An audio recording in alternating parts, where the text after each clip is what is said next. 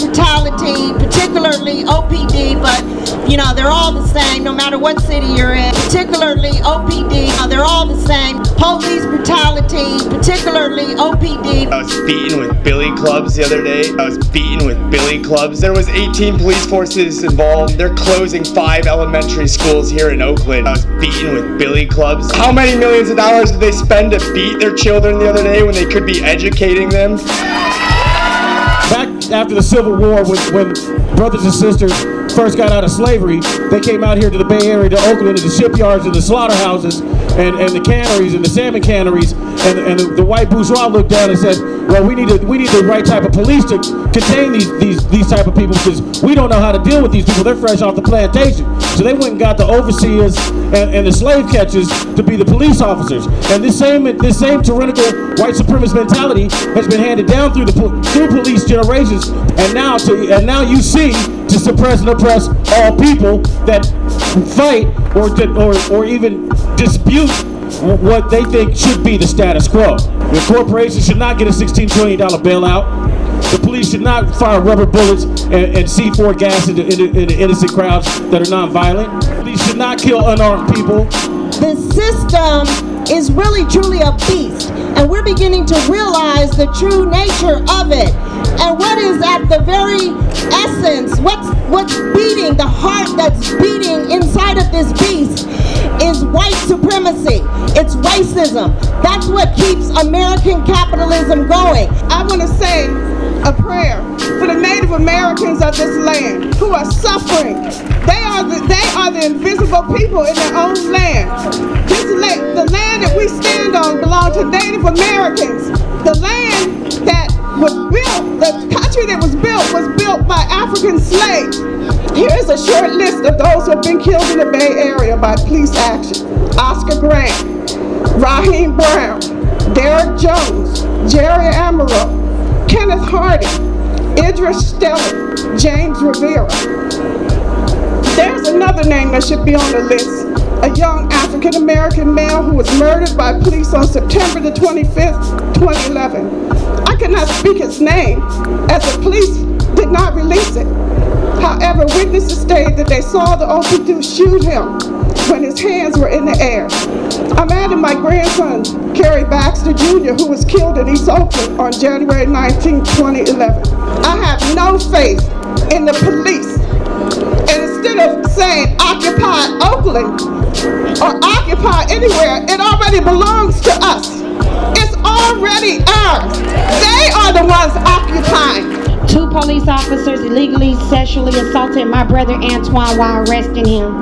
The police conducted a full cavity search in full view of witnesses. Antoine was brutally attacked and beaten in the head by Fairfield police. Got an email from my daughter telling me about my nephew being shot. He was 19 years old. He was shot in the back multiple times as he ran away from the police. That they tried to crush our movement and silence us. That they tried to scare us away, push us out of the park and run us back in our houses. That we are not going away. I was out on Tuesday night and I stopped because I saw the cops drag a couple of youth out of the crowd. I stopped because I don't think anybody deserves to be treated like animals. A crowd of people gathered around the cops and we started chanting, "Let them go! Let them go!" And that crowd was everybody, all the faces I see here. We were black and brown and white. We had black masks on. People had khakis on from work, but we were all united in one thing.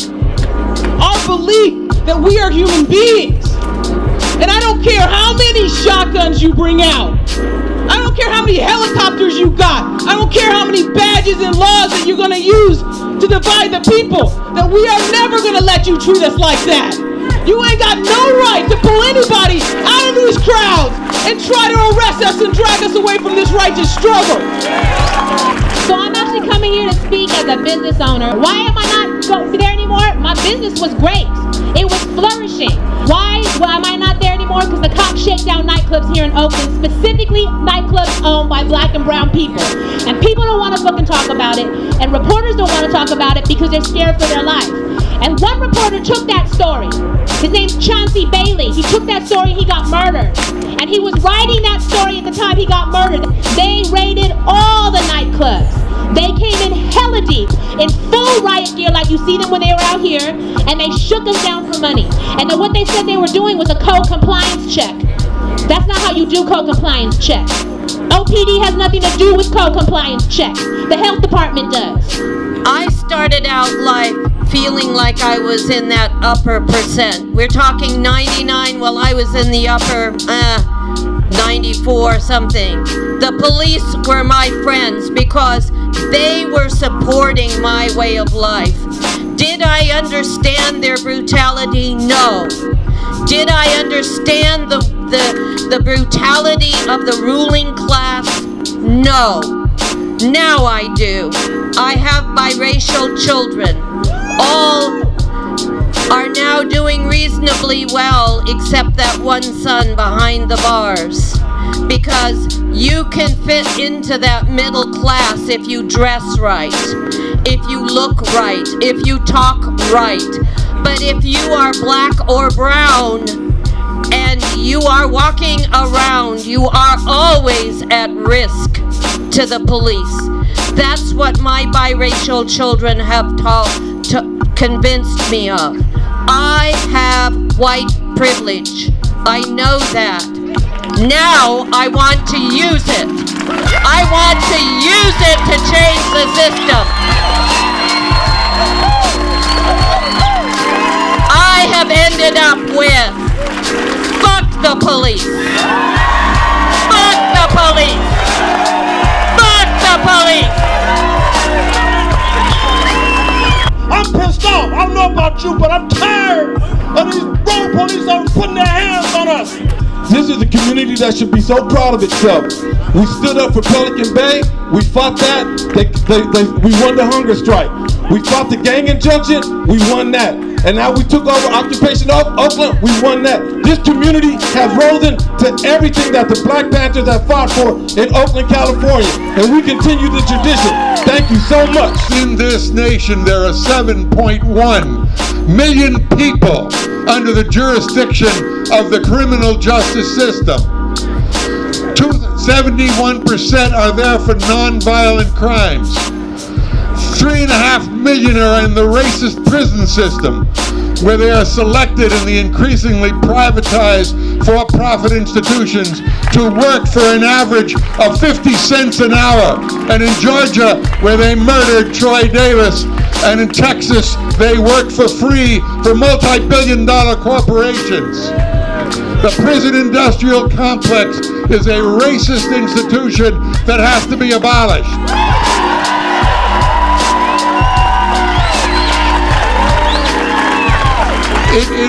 It is a degenerate institution that represents the degenerating nature of this society as a whole. The majority of people in prison are black and Latino and other oppressed nationalities. Now I want to say something that's unusual. I say not only free all political prisoners, I say not only abolish death row, but free the 7.1 million people in this country who are victims of a racist society that never gives oppressed people an inch. In the world that we want to build, there will be no prisons. There will be no unemployed. There will be no 1% who exploit the 99%. The people will rule in their own name, through their own institutions. That is, the working people who create the wealth will finally appropriate it and abolish prisons whatsoever and guarantee every human being a decent life, a quality education, a house to live in, a productive job.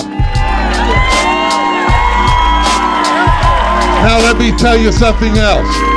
The present administration arrested 700,000 immigrants this year. And they put them in jail and they deported. I say the immigrants are our allies, not the cops that deport them. I say that we need the unity of all the oppressed, and we can't get it unless we champion the struggle of the most oppressed. Thank you. Free Mumia Abu Jamal. Free Mumia. Free all prisoners. Thank you very much.